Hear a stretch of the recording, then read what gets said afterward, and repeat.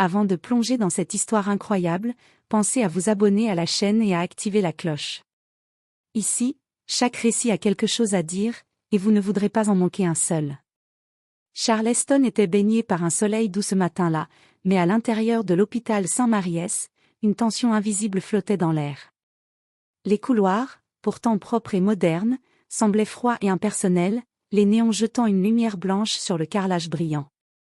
Alicia Johnson, enceinte de 7 mois, avançait avec précaution, chaque pas accentuant la lourdeur de son ventre. Son mari, Marcus Johnson, la suivait de près, son regard à la fois protecteur et inquiet. Alicia avait toujours été sereine et optimiste, malgré les complications mineures de sa grossesse. Elle croyait en la compétence du personnel médical et en la bienveillance des infirmières. Mais dès que Caroline Sanders, une infirmière au regard dur et à la voix tranchante, entra dans la chambre, l'atmosphère changea.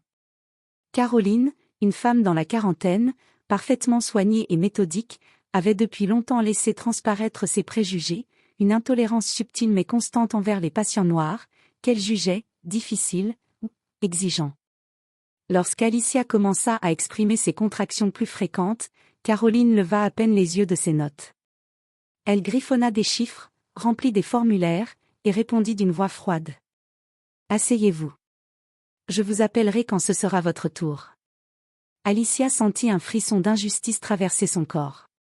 Elle avait besoin d'aide, et chaque seconde d'attente lui semblait durer une éternité. Marcus, qui avait observé la scène depuis l'entrée, sentit son sang bouillir. Il connaissait la réputation de Caroline et savait qu'elle ne faisait pas preuve de la diligence nécessaire, mais il ne pouvait tolérer que sa femme soit ainsi ignorée, surtout dans un moment aussi crucial. Alors qu'il s'approchait pour intervenir, Caroline leva les yeux et croisa son regard. Ce fut un moment suspendu, elle comprit soudain que Marcus Johnson n'était pas un simple mari inquiet, mais un homme influent et déterminé, capable de riposter si elle continuait ses comportements déplacés. Son visage pâlit imperceptiblement, trahissant un mélange de peur et de colère contenue. Alicia, inconsciente de ce qui se tramait, se concentra sur sa respiration, mais la tension dans la pièce la rendait nerveuse. Ce qui aurait dû être une consultation routinière se transformait en un champ de bataille silencieux entre préjugés et pouvoir, ignorance et autorité, où chaque action aurait des conséquences irréversibles. Ce jour-là, dans cette chambre d'hôpital, Caroline Sanders allait découvrir qu'ignorer une femme enceinte n'était pas seulement immoral, c'était dangereux.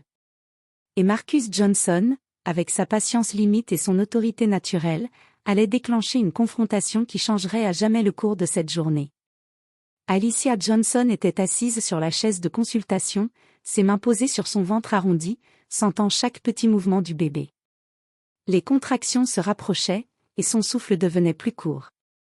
Pourtant, Caroline Sanders, l'infirmière chargée de son suivi, semblait absorbée par ses papiers, notant des chiffres avec une précision mécanique, sans un mot pour Alicia. « Madame Johnson, pouvez-vous me dire comment vous vous sentez ?» demanda timidement Alicia, sa voix teintée d'inquiétude. Caroline leva à peine les yeux. Son sourire était sec et absent de toute chaleur. « Asseyez-vous et attendez. Je vous appellerai quand ce sera votre tour. » Alicia sentit son cœur se serrer. Elle avait besoin de contrôle, de sécurité, et surtout d'attention médicale. Chaque seconde d'attente accentuait son angoisse, et la douleur commençait à se faire plus intense. Marcus, son mari, restait debout à côté d'elle, observant la scène. Il avait toujours su que Caroline était stricte, mais ce qu'il voyait dépassait l'indifférence professionnelle, c'était un mépris presque tangible, comme si la simple présence d'Alicia était une gêne pour l'infirmière. « Caroline ?» dit Marcus, sa voix ferme mais contrôlée, il serait prudent de vérifier ses contractions et la tension de bébé. Elle se sent mal. Caroline leva enfin les yeux, mais son regard était froid, presque défiant. « Monsieur, je gère cette salle. Asseyez-vous et laissez-moi travailler. » Marcus sentit une colère froide monter en lui. Il serra les poings, mais garda un contrôle apparent. Il ne voulait pas créer de scène, pas encore. Pourtant, l'ignorance flagrante de Caroline dépassait toute tolérance. Alicia, les yeux légèrement fermés, inspira profondément et murmura. « Marcus, je crois que ça devient sérieux. » À ce moment, Caroline frissonna presque imperceptiblement. Elle comprit que la situation échappait à son contrôle. Ignorer cette femme n'était plus une simple négligence, cela pouvait être dangereux. Et l'homme debout à côté d'Alicia, Marcus Johnson, n'était pas un mari ordinaire. Son regard, mêlant inquiétude et autorité, semblait dire silencieusement « Je ne laisserai personne te faire du mal ». Une tension lourde s'installa dans la pièce.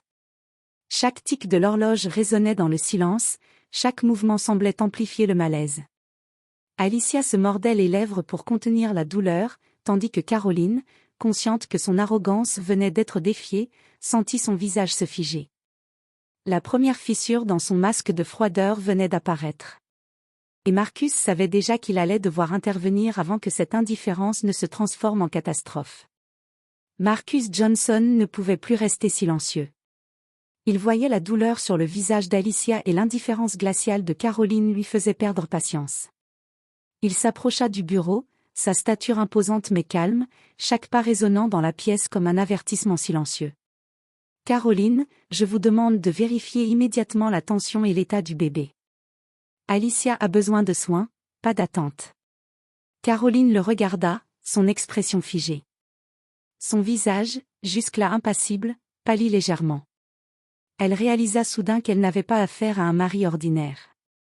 Marcus Johnson n'était pas seulement protecteur, il était influent, déterminé, et ses yeux brûlaient d'une autorité qu'elle ne pouvait ignorer. « Monsieur, je... » commença Caroline, tentant de reprendre le contrôle de la situation. « Pas de « je ». Faites votre travail ou je trouverai quelqu'un qui le fera. »« Maintenant, » répondit Marcus, froid mais sans agressivité. Alicia, haletante, sentit un léger soulagement. Le simple fait que son mari prenne les choses en main lui donnait un regain de courage. Mais Caroline, consciente que son attitude avait été exposée, recula légèrement. Chaque mot de Marcus semblait la confronter à sa propre négligence et à ses préjugés. Sans un mot, elle prit le tensiomètre et commença à mesurer la pression d'Alicia. Les gestes, auparavant mécaniques et dédaigneux, étaient maintenant hésitants, presque tremblants.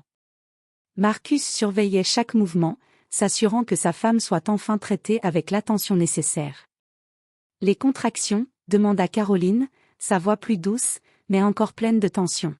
« Elles deviennent plus fréquentes, et plus douloureuses, » répondit Alicia, essayant de garder son calme. Marcus posa une main rassurante sur celle de sa femme et lança un regard lourd de reproches à Caroline. Dans ce silence pesant, Caroline comprit que ce jour resterait gravé dans sa mémoire. Elle avait sous-estimé une famille qu'elle croyait ordinaire, et son arrogance venait d'être confrontée à une autorité qu'elle ne pouvait ignorer. À ce moment précis, Alicia sentit une contraction particulièrement violente. Marcus la soutint, s'assurant qu'elle ne perde pas l'équilibre, tandis que Caroline, enfin consciente de la gravité de la situation, réalisa que sa négligence aurait pu mettre en danger la vie de la mère et de l'enfant. « Appelle le docteur immédiatement », ordonna Marcus. Sa voix, ferme et autoritaire, laissa Caroline immobile. Elle n'avait jamais été confrontée à un mari qui refusait de se taire face à son comportement. Alors que le téléphone sonnait, Caroline pâlit de plus en plus, consciente qu'elle venait de franchir une ligne qu'elle n'aurait jamais dû franchir. Ce jour-là, dans cette petite chambre d'hôpital, une leçon allait être gravée dans son esprit, la négligence et le racisme n'étaient jamais sans conséquences. Le docteur Mitchell arriva en courant, alerté par le téléphone. La chambre d'hôpital, habituellement calme et ordonnée, était devenue un champ de tension palpable. Alicia haletait, serrant le ventre, tandis que Marcus restait à ses côtés, protecteur et vigilant. Caroline Sanders, elle, sentait le poids de sa négligence comme un étau autour de son cœur. « Qu'est-ce qui se passe ici ?» demanda le docteur Mitchell, en jetant un rapide coup d'œil à Alicia. Elle a ignoré les contractions et les signes de détresse, répondit Marcus, le ton glacé mais contrôlé. Ma femme avait besoin de soins immédiats, et vous pouvez constater que son état est critique. Caroline sentit une sueur froide couler le long de sa nuque. Son arrogance et son mépris avaient été mis à nu devant le docteur. Elle tenta de formuler une excuse, mais aucune phrase ne sortit. Les mots semblaient coincés dans sa gorge. Marcus, lui, ne lui laissa aucune échappatoire, son regard transperçait le mensonge et le dédain. Le docteur Mitchell, habituée aux tensions hospitalières, fronça les sourcils. Caroline, vous avez vraiment attendu avant de vérifier la patiente? Je pensais. Balbutia Caroline, incapable de se défendre. Alicia, épuisée mais consciente de la scène, murmura. Marcus avait raison, si vous aviez attendu encore un peu. Le silence s'installait, lourd et oppressant. Caroline, enfin confrontée à sa propre conscience, pâlit davantage.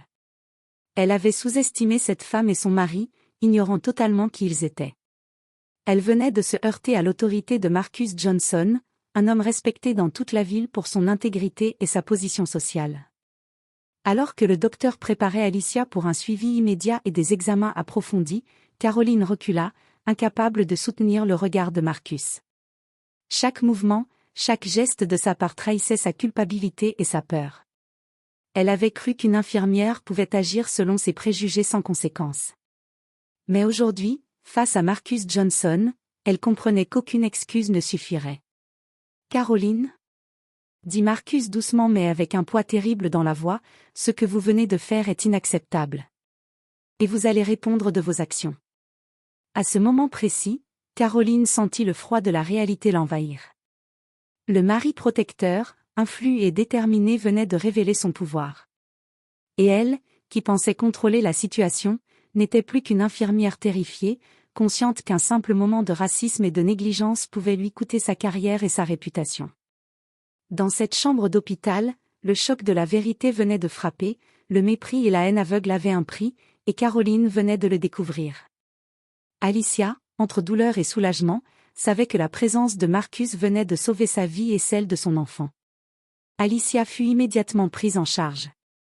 Les examens révélèrent que, grâce à l'intervention rapide de Marcus, ni elle ni le bébé n'avaient subi de dommages graves, mais le docteur Mitchell ne cacha pas son indignation. « Caroline, votre négligence aurait pu être catastrophique.